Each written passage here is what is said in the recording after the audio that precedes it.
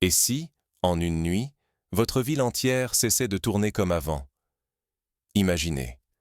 Un soir banal, les lumières des immeubles s'allument une à une, la vaisselle teinte dans les cuisines, les téléphones s'éteignent sur l'oreiller. Mais soudain, la certitude du quotidien s'effondre. Des sirènes déchirent le silence, des explosions résonnent, et chaque téléphone vibre au rythme de messages paniqués. Votre sécurité, que vous pensiez acquise, disparaît en une fraction de seconde. Kiev, une ville vivante, se retrouve plongée dans l'incertitude totale. Ce qui semblait être une simple nuit d'alerte devient le point de bascule. Dormir devient impossible. La normalité s'effrite. Dans l'obscurité, chaque bruit est suspect. Chaque silence devient pesant. Vous réalisez que la routine n'était qu'une illusion fragile. Mais le plus troublant, c'est l'idée que cette nuit n'est peut-être qu'un prélude. Un avertissement. Car ce qui a commencé dans la panique pourrait très vite s'installer comme une nouvelle normalité. Face à cette menace, ignorer les signaux, ne pas être mentalement ou physiquement prêt, c'est risquer bien plus que le confort. C'est mettre en jeu sa sécurité, sa santé et l'équilibre de toute une vie.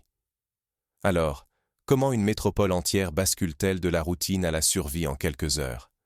Que s'est-il passé à Kiev pour que le quotidien soit à jamais bouleversé? Pour comprendre ce renversement brutal, plongeons-nous dans cette nuit et découvrons comment, minute après minute, Kiev s'est retrouvé au cœur de la tourmente. Jusqu'au dernier instant, la ville semblait paisible, mais la fragilité était déjà là. À Kiev, la nuit tombait doucement, comme tant d'autres. Dans les immeubles, des fenêtres s'éteignaient une à une, laissant place à l'obscurité familière qui enveloppe la ville quand chacun se prépare à dormir. Le cliquetis de la vaisselle dans les cuisines, le tintement des ascenseurs, les conversations feutrées derrière les portes fermées, tout semblait annoncer une nuit ordinaire. Les habitants faisaient confiance à leur routine. Consulter une dernière fois les réseaux sociaux, régler la sonnerie du réveil, vérifier que la porte est bien verrouillée. Chaque geste paraissait anodin, presque mécanique. Derrière cette sérénité, une réalité restait invisible. La vie urbaine ne tient qu'à un fil, celui de l'électricité qui pulse dans chaque mur, chaque rue, chaque cœur d'appartement. La ville croyait en sa stabilité. Pourtant, d'un instant à l'autre, tout pouvait basculer. L'habitude du calme masquait la dépendance extrême à la lumière, au chauffage, à l'eau courante, à la connexion des téléphones et d'Internet. Sans électricité, tout s'arrête. Les ascenseurs, les pompes à eau, les réseaux de communication, même le simple confort du foyer. Mais soudain, la première alerte a déchiré le silence. Une sirène, puis une autre, brisant net l'illusion de sécurité que la ville entretenait depuis des mois. Les habitants se sont figés, écoutant les sons nouveaux qui envahissaient à la nuit. Le souffle lointain de moteurs, le vrombissement anormal, puis le choc sourd d'une explosion quelque part derrière l'horizon. Plus rien n'était normal. Croire aveuglément en la stabilité, c'est ignorer les failles fondamentales qui peuvent anéantir en quelques secondes tout ce qui nous paraît acquis.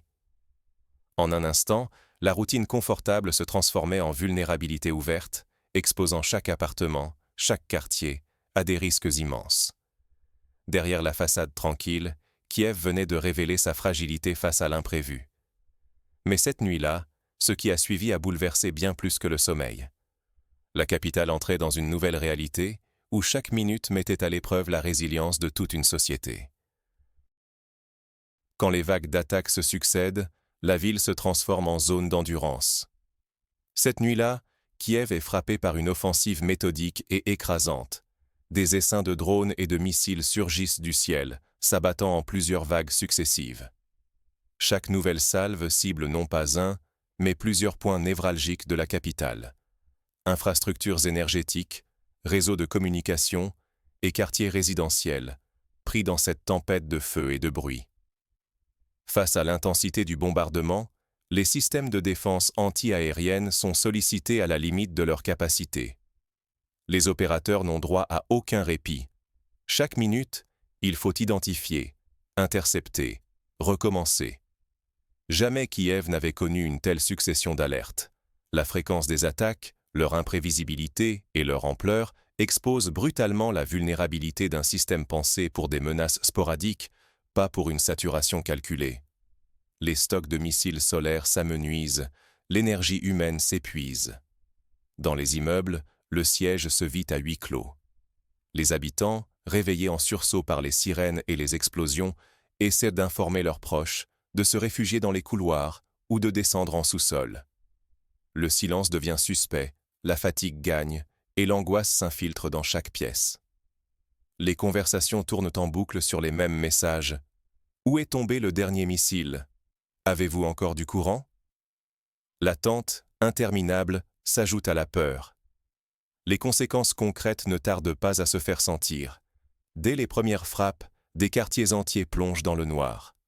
Les ascenseurs se figent entre deux étages, piégeant parfois des habitants. L'eau cesse de couler à l'étage, le chauffage s'arrête, les téléphones se déchargent à vue d'œil. Pour beaucoup, la nuit devient un mélange d'impuissance et d'organisation de fortune. Lampe de poche, radio à pile, couverture supplémentaire. Les dégâts matériels s'additionnent, mais le plus dur reste ce sentiment de fragilité extrême, comme si le tissu de la ville pouvait se déchirer à tout instant. Minute après minute, chaque nouvelle salve érode la capacité de résistance. Les ressources s'amenuisent, le moral chancelle, et la simple idée de tenir jusqu'à l'aube semble déjà un exploit. L'épreuve n'est plus seulement militaire, elle devient psychologique, collective. C'est la résilience de tout un peuple qui est testé dans le noir et la peur. Or, au matin, la véritable ampleur du danger commence seulement à apparaître. À la lumière du jour, Kiev découvre ce que la nuit a vraiment laissé derrière elle. Les dégâts, les coupures et une énergie collective bouleversée. Mais il reste à comprendre comment la société va répondre à cette nouvelle réalité. Et si cette nuit n'était qu'un début? Que reste-t-il lorsque la lumière s'éteint vraiment? Derrière le fracas, une question s'impose. Que devient une ville quand l'énergie, sa respiration même, vacille? Les attaques n'étaient pas des frappes aveugles. Elles visaient l'essentiel, les centrales électriques, les sous-stations et les nœuds clés du réseau. En une seule nuit, c'est tout le cœur énergétique de la ville qui a été pris pour cible, révélant la stratégie froide derrière la violence. Ce n'est pas un hasard. Couper l'électricité, c'est fragiliser tout le reste. Car sans énergie, chaque aspect du quotidien vacille. La mobilité se grippe. Plus de métro, de tram, même les feux de circulation cessent de réguler le chaos. Dans les hôpitaux, la tension monte à mesure que les générateurs tournent, mais pour combien de temps? Les communications deviennent précaires, les réseaux mobiles saturés ou muets. Jusqu'au chauffage, invisible mais vital, qui peut s'arrêter d'un instant à l'autre. La ville découvre soudain sa vulnérabilité systémique. Il suffit d'une nuit pour que la sécurité, le confort et la confiance dans l'avenir deviennent incertains. Le sentiment d'être protégé par la technologie moderne s'effondre, remplacé par une inquiétude diffuse. Pour la première fois, chacun perçoit combien la vie urbaine dépend d'un équilibre fragile, que l'on croyait inébranlable. Mais ce choc n'est peut-être qu'un premier avertissement. La menace d'une répétition pèse déjà sur les esprits. Et si demain tout recommençait? Les défenses s'usent peu à peu, tout comme le moral. L'épuisement s'installe, et avec lui la peur d'une routine où le noir, le froid et le silence seraient la nouvelle normalité. Sous-estimer la portée de ces événements, c'est risquer de sombrer dans l'impuissance et une instabilité profonde dans les semaines et les mois qui viennent. Ce n'est plus seulement une question de survie immédiate, mais d'adaptation durable dans un environnement devenu imprévisible.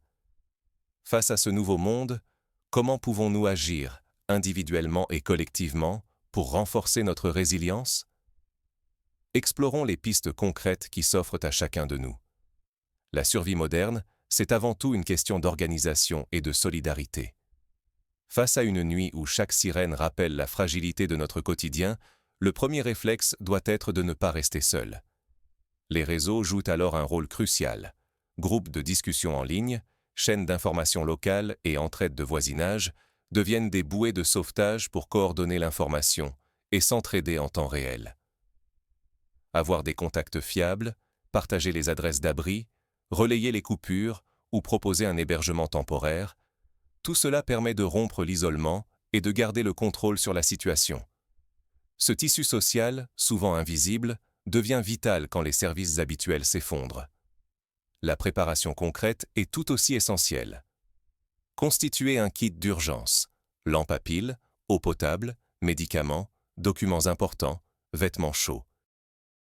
Prévoir un plan familial, savoir qui appeler et où se retrouver si les communications tombent. Chacun doit envisager l'absence soudaine d'électricité, d'eau ou de transport, et prévoir de quoi tenir plusieurs heures, voire plusieurs jours dans l'incertitude. Mais la résilience ne se limite pas au matériel. Garder le moral, c'est trouver la force de rassurer les plus fragiles, maintenir des routines rassurantes et partager l'information sans céder à la panique. La cohésion sociale est une ressource qu'il faut entretenir. Un mot d'encouragement, une blague dans le groupe de voisins, un geste d'entraide peuvent changer la perception du danger et alléger la peur collective. Être vigilant, c'est aussi prendre conscience de l'importance de la préparation mentale, apprendre à repérer les fausses informations, à éviter l'épuisement émotionnel et à garder un regard critique sur la situation. C'est accepter l'incertitude tout en restant acteur de son quotidien, sans se laisser submerger. Car l'alternative, c'est la passivité. Rester isolé, perdre ses repères et risquer de céder à la panique au pire moment. Dans ce contexte, chaque initiative individuelle ou collective compte pour transformer l'attente anxieuse en résistance active. Tout cela pose une autre question essentielle. Dans une telle épreuve, comment chacun d'entre nous réagit-il vraiment? La suite nous montrera les choix, petits ou grands, qui écrivent l'histoire d'une nuit de crise. Est-ce la fin d'une nuit difficile ou le commencement d'une ère nouvelle? La question demeure, suspendue, alors que Kiev se réveille dans un silence anxieux, marqué à jamais par l'expérience de cette nuit. Ce n'est pas seulement la mémoire d'un assaut aérien, mais le signal d'un changement profond dans l'existence urbaine, où rien ne sera plus jamais tout à fait comme avant. Mais le vrai enjeu aujourd'hui, c'est la capacité de chacun à tirer des leçons de cette épreuve collective. Refuser de réfléchir à ce qui s'est passé, c'est accepter le risque de revivre ces nuits sous tension, toujours pris au dépourvu. Notre sécurité n'est plus abstraite. Elle est devenue une responsabilité partagée qui exige préparation, solidarité et lucidité. Face à la fragilité de nos infrastructures et à l'incertitude persistante, il est crucial d'échanger nos expériences et nos stratégies. Comment avez-vous traversé cette nuit?